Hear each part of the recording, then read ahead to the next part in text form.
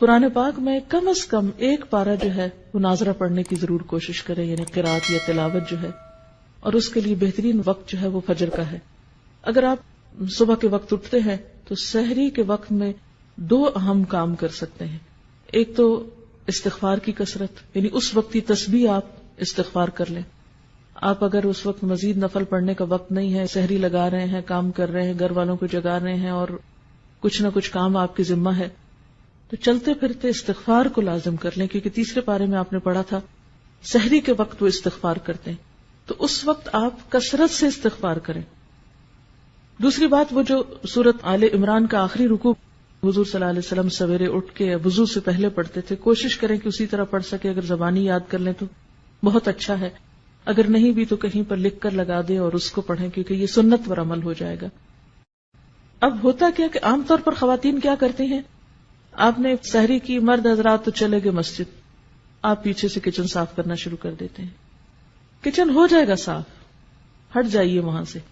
آئیے مسواک بہت اچھی طرح کیجیے اور اچھی طرح وضو کیجیے اور طویل فجر کی نماز پڑھیے، کیونکہ نبی صلی اللہ علیہ وسلم فجر کی نماز ساری نمازوں میں لمبی پڑھتے تھے۔ افسوس یہ کہ ہمیں قرآن کا اتنا حصہ یاد نہیں، لیکن جو بھی لمبی سے لمبی صورت یاد ہے اس کو اس میں پڑھنے کی کوشش کریں۔ دوسری چیز جو اس سے پہلے کرنے کی ہے وہ تلاوت قرآن ہے۔ ان قرآن الفجر کان مشہودا، اس کو مس نہ ہونے دیں، جتنی توفیق ہے۔ جو لوگ زیادہ تیز پڑھ سکتے ہیں وہ کم از کم پارہ پڑھ سکتے ہیں، زیادہ بھی پڑھ سکتے ہیں۔ تو سورج نکلنے سے پہلے تک آپ کیا کریں،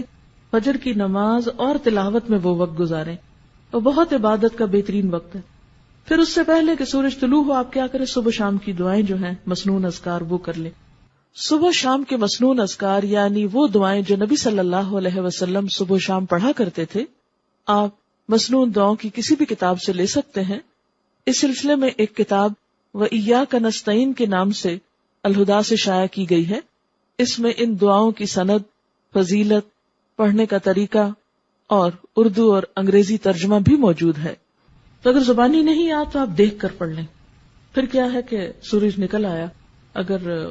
اس وقت آپ تھوڑا سا اور انتظار کر لیں یہ ذکر اذکار کر کے، تو 2 نفل جو ہیں وہ پڑھ کے پھر آپ اٹھے۔ لیکن اگر بیچ میں آپ کو بچوں کو اسکول بھیجنا ہے یا کوئی اور کام کرنا ہے تو آپ وہ کام کر سکتے ہیں، کر کے آ کے 2 نفل ضرور پڑھ لیں، کیونکہ وہ جو 2 نفل ہیں وہ دن بھر کے لیے کافی ہیں، آپ کو اللہ تعالیٰ بہت سے آپ کے کام اپنے ذمے لے لے گا۔ اس کے بعد پھر تھوڑی سی ہلکی سی دعا کر کے پھر آپ کچن میں چلے جائیں۔ اب آپ دیکھیں گے، اب آپ جو کچن میں جائیں گے برکت بھی ہوگی، راحت ہوگی، دل کی عجیب خوشی ہوگی۔ لیکن جب ہم دنیا کے کاموں کو ترجیح دیتے ہیں اور عبادات کو پس پش ڈالتے ہیں، پہلے وہ پکانے کھانے میں لگے رہے، پھر سنبھالنے میں لگے رہے، پھر جب نماز کو وہ سورج نکلنے والا ہو گیا جلدی جلدی نماز پڑھی، اس نماز میں کوئی لذت نہیں، پھر اتنے میں بچے جاگ گئے، کوئی اور کام ہو گیا، پھر ان میں لگ گئے، پھر قرآن پڑھنا رہ گیا۔ کیونکہ مجھے معلوم ہے کہ اس وقت اپنے آپ کو کاموں میں سے، کیونکہ انسان کہتا ہے یہ تھوڑا سا جلدی سے سمیٹ لو بس پھر میں فارغ ادھر سے ہو جائیں گے، چھوڑیے اس کو، پہلے ادھر سے فارغ ہوئیے، پھر اس کے بعد آپ اپنا آرام سے جو بھی کچن وچن سنبھالنا ہے جو کرنا ہے، پھر اس کے بعد آپ یہاں آنے کی تیاری کر سکتے ہیں۔ اور اگر آپ کے پاس کچھ اور وقت بیچ میں ہے، ہر ایک کی چونکہ مصروفیات فرق ہیں، اس لیے میں تھوڑا سی یہ ٹپس دے رہی ہوں آپ کو۔ ہو سکتا ہے آپ تو اس سے بہتر پروگرام رکھتے ہوں، لیکن شاید میرے جیسوں کو کچھ ضرورت ہو اپنے آپ کو روٹین میں اس طرح لانے کی، تو آپ کوئی کتاب پڑھ سکتے ہیں یا ذکر اذکار چلتے پھرتے کر سکتے ہیں، گھر کو سمیٹ سنبھال لیجئے، پھر آپ آ جائیے، پھر آپ یہاں قرآن پاک سنتے ہیں، کیونکہ علم کے رستے پر ایک ایک قدم جو انسان نکل کر آتا ہے اس کا بے پناہ اجر ہے، اور مل بیٹھ کے جو ہم پڑھتے ہیں اس کی ایک اور ہی برکت ہے۔ اور پھر اس کے بعد آپ یہاں اگر کوشش کریں ظہر کی نماز پڑھ کر جائیں، اگر یہاں نہیں تو گھر جا کر فوراً ہی پھر آپ ظہر کی نماز پڑھیں، اور پھر اس کے بعد یہ ہے کہ اگر آرام کرنا ہے کچھ دیر آرام کر لے تاکہ پھر شام کی عبادت جو ہے رات کی اچھی ہو۔ تو پھر اس کے بعد ہر ایک اپنے اپنے روٹین کا کام کر سکتا ہے۔ پھر خاص طور پر افطار کے قریب جو ہے وہ تھوڑا سا اپنے آپ کو روحانیت کی طرف پھر لائیں، افطاری لگا لیں، کر لیں جو بھی کرنا ہے، 5 منٹ دیں، 3 منٹ دیں، 2 منٹ دیں، 10 منٹ دیں، حسب توفیق جو کسی کو اویلیبل ہے۔ کہیں پر بھی ہیں آپ، اپنے گھر میں یا کہیں افطار کرنے گئے ہیں یا کوئی آپ کی طرف آیا ہے یا آپ کسی گاڑی میں بیٹھے ہوئے ہیں، افطار سے پہلے کے چند لمحے انتہائی قیمتی ہیں، دعاؤں کی قبولیت کا وقت ہے، اس میں پھر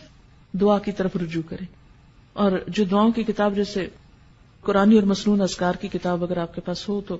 اس میں سے اگر آپ ساری پڑھ لیں تو پڑھ لیں، ساری نہیں پڑھ سکتے تو 5-7 پڑھ لیں، پھر اگلے دن اگلی 5-7، جتنا جس کو توفیق ہے۔ ہر ایک کے حالات ایک جیسے نہیں، کچھ کے بچے بہت چھوٹے ہوتے ہیں، کچھ لوگ ہر چیز سے فارغ ہوتے ہیں،